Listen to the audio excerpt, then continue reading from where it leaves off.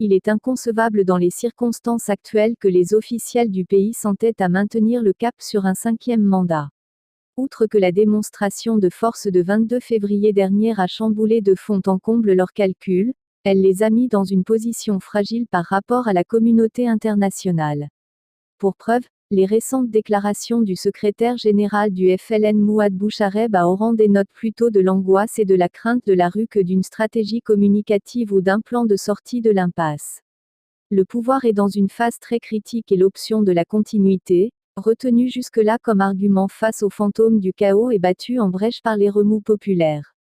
Comment va-t-on alors contourner, en haut lieu, la voix des milliers d'Algériens, qui sans doute sortiront encore manifester en force leur mécontentement dans les semaines prochaines? Voilà le dilemme et il n'est pas des moindres. Le défi est loin d'être facile, d'autant que la candidature de Bouteflika fait aujourd'hui l'unanimité contre elle dans l'Algérie profonde et maintenir ce dernier président contre vent et marée fragilisera davantage l'équilibre stratégique au sein de l'État. Puis, le risque d'un embrasement généralisé sur fond de contestation fait craindre aux décideurs l'écho international qui entachera leur crédibilité. Où est l'issue? C'est le labyrinthe pour Ouyaya et son équipe alors que le printemps algérien qui s'annonce est tout sauf violent.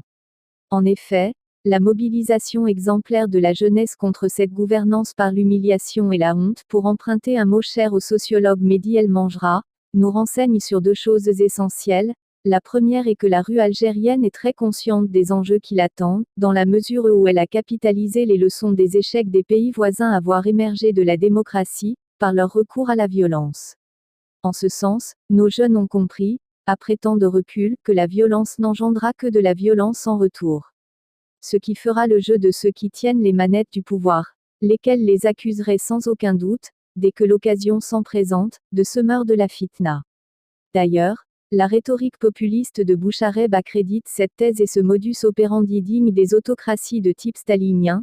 La deuxième leçon, c'est que la jeunesse a refusé toute tutelle d'où qu'elle puisse venir, des partis, de syndicats, de personnalités nationales, de la société civile, etc. Cela lui a donné l'avantage de mieux transmettre son message de rejet du système aux concernés, c'est-à-dire, à ceux qui s'accrochent à lui enlever son statut d'acteur politique et social à part entière. En revanche, au final, une question se pose avec acuité, la rue algérienne peut-elle résister aussi longtemps possible aux menées de la propagande pro-gouvernementale, sans tomber dans les dérives de la violence?